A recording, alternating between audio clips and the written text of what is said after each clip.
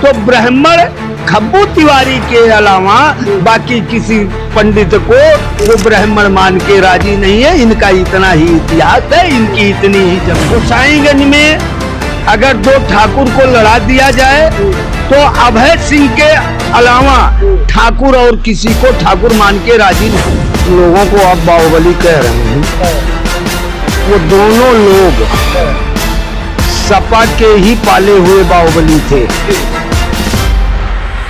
साथियों नमस्कार, एक बार फिर से हमारे चैनल में आप सभी का बहुत बहुत स्वागत है।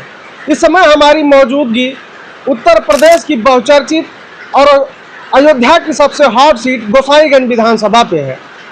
पिछले दिनों समाजवादी पार्टी के राष्ट्रीय अध्यक्ष अखिलेश यादव ने एक बड़ा अहम फैसला लेते हुए यहाँ का प्रभारी चौधरी लौटा राम निषाद जी को बना दिया। उसके बाद से अगर देखें तो गोसाईगंज की जो सियासी सरगर्मी है वो काफी चढ़ी हुई है। यहाँ तक कि साजिश भी रचनी शुरू हो गई है और उनके तमाम जो बयान है, क्योंकि वो अग्रेसिव बोलते हैं, उसको तोड़ मरोड़ के और दूसरे तरीके से एक समाज के खिलाफ चलाकर इस मामले को तुल देने की भी कोशिश की जा रही है।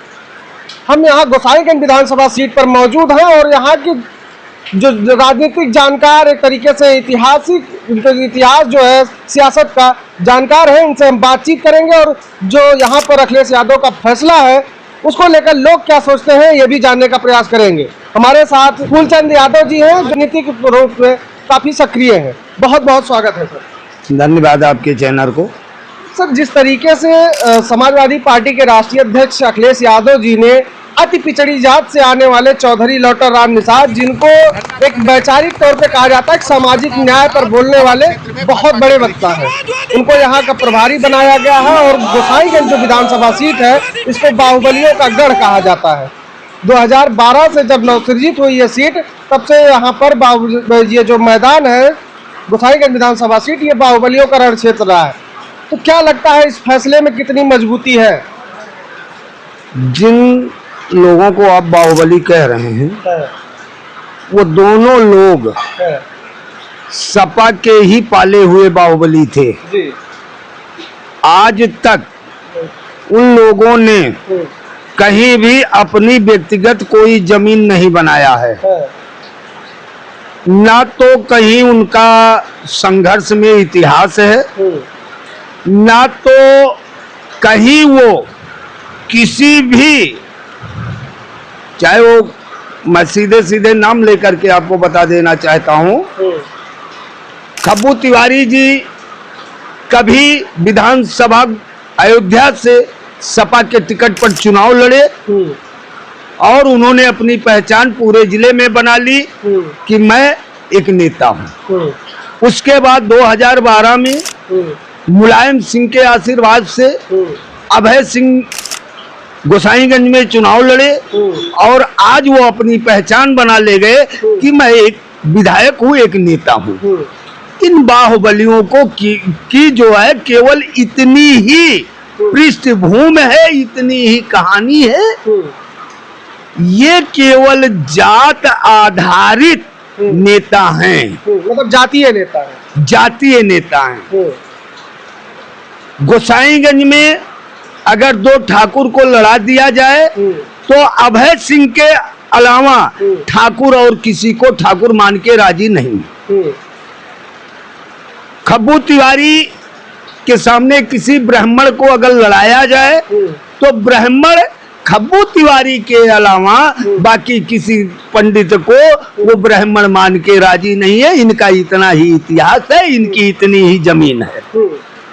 लेकिन जिस तरीके से यहाँ पर एक छोटे से कार्यकर्ता चौधरी लौटा राम निषाद जी को, जो कि एक प्रखर वक्ता है, सामाजिक न्याय की बात करते हैं और तमाम तरीके की जो सामाजिक एक पृष्ठभूमि है उसके अच्छे जानकार भी है और राजनीतिक जानकार भी है, उनका यहाँ पर प्रभारी बनाया जाना आप किस तरीके से देखते हैं? देखिए, हम सीधा सा सवाल आपको बता देना चाहते हैं।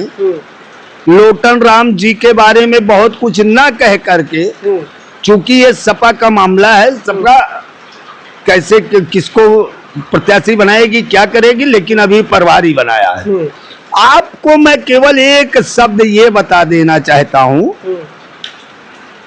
मिल्कीपुर की धरती पर एक समय था कि रामचंद्र यादव को मिस सेन ने जो है प्रत्याशी बनवाया था और स्वयं मिस सेन के सुपुत्र आनंद सेन रामचंद्र के विरोधी थे।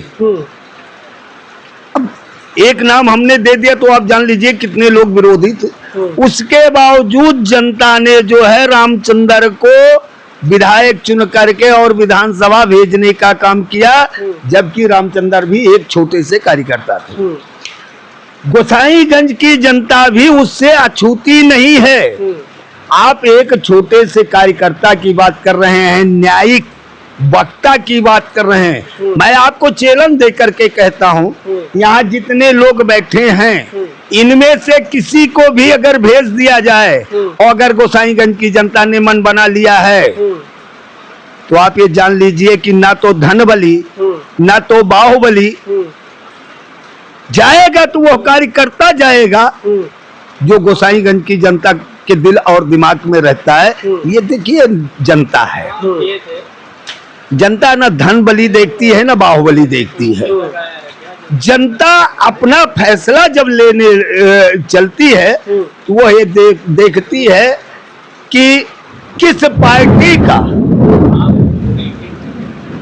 अभी तो जनता पार्टी का फैसला होगा।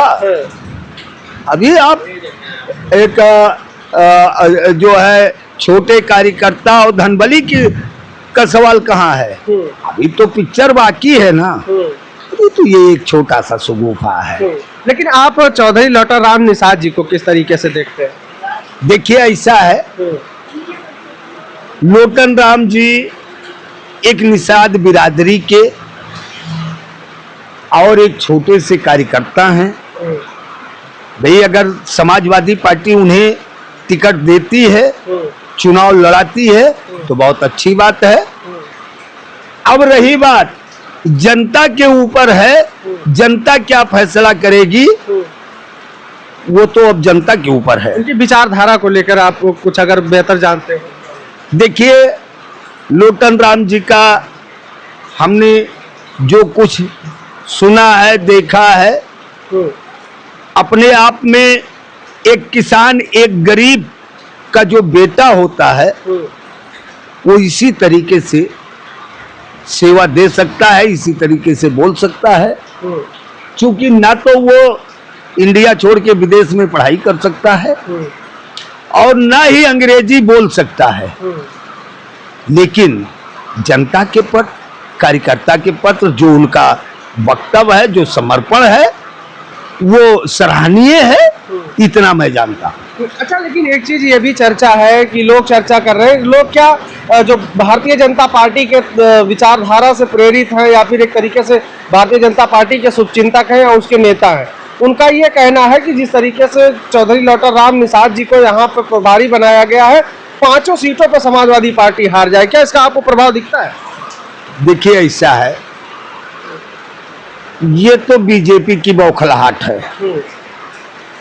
आज पूरे हिंदुस्तान में बीजेपी इतना बौखला गई है कि वो उनके कार्यकर्ता या उनके नेता कब क्या बोल जाएंगे यही नहीं मालूम है। आप जरा सोचिए, अभी हमने फेसबुक पर देखा अनुराग ठाकुर जी कह रहे हैं कि राहुल गांधी माफी मांग रहे हैं।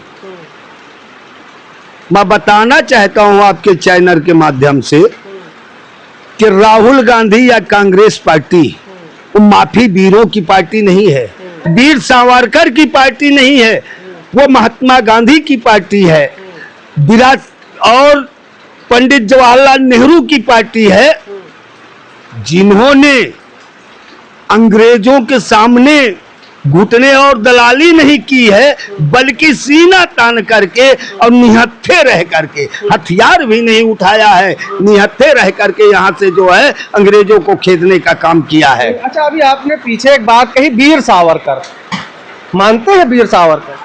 ऐसा है, ये वीर सावरकर उनका नाम है, ना कि उनकी कोई वीरता थी। वीर सावरकर केवल उनका नाम है, ना कि कोई उनकी वीरता थी। अरे वीरता कहाँ रह गई? जो व्यक्ति चिट्ठी लिख लिख करके अंग्रेजों से माफी मांग रहा है कि आप मुझे माफ कर दीजिए, मैं अब आंदोलनकारी नहीं बनूंगा, तो वो वीर कहां से रह गया भाई मेरे? अच्छा, सवाल ये मेरा है कि जिस तरीके से गोसाईगंज की जो अभी सियासी पारा चढ़ा हुआ है, लगातार चौधरी डॉक्टर राम निषाद यहाँ पर बाहुबलियों को ललकार रहे हैं, क्या लगता है कि कितना जनता उनका साथ देगी? देखिए ऐसा है, मैंने एक शब्द में आपको बता दिया कि यहाँ की जनता न तो बाहुबली का साथ देती है और न धनबली की साथ देती है। यहाँ की जनता पार्टी का साथ देती है। अब किस पार्टी का साथ देगी वो आगामी चुनाव बताएगा। ठीक है, देखिए हमारी चर्चा हो रही थी, हमारे साथ राजनीतिक जानकार, राजनीतिक विश्लेषक फूलचंद यादव जी थे। काफ़ी समय से राजनीति में सक्रिय हैं और पूरे जिले की सियासत या कह लीजिए उत्तर प्रदेश की सियासत की अच्छी जानकारी रखते हैं। जमीनी नेता हैं और जो जन समस्याएं हैं उससे काफ़ी करीब से देखते हैं और एक किसान भी है। इनका साफ तौर पे कहना है कि गोसाईगंज की जो जनता है वो पैसा और बाहुबल देख के नहीं, पार्टी देखकर वोट करेगी, और इस बार किस पार्टी को वोट करेगी ये 2027 में पता चलेगा। लेकिन चौधरी डॉक्टर राम जी को लेकर इनका कहना है कि एक जमीनी कार्यकर्ता है, संघर्षशील नेता है और लोगों के हक की आवाज़ उठाते रहते हैं। इस तरीके से अगर बात की जाए कुल मिला के तो समाजवादी पार्टी का ये फैसला अभी तक तो शायद अगर देखा जाए तो भारतीय जनता पार्टी के नेताओं को छोड़ दिया जाए तो बाकी लोग कहीं ना कहीं कह रहे हैं कि नहीं ये ठीक फैसला है। अब इसका परिणाम क्या होगा ये तो 2027 के चुनाव में ही पता चलेगा, जब परिणाम आएगा, जब चुनाव डिक्लेयर होगा तभी ये पता लग पाएगा कि चौधरी डॉक्टर राम निषाद जी ने यहाँ पर अपनी विचारधारा से, अपनी पार्टी की विचारधारा को लेकर जनता के बीच में कितना गए और कितना मजबूती से चुनाव लड़े और चुनाव जीते आ रहे, वो तब पता चलेगा।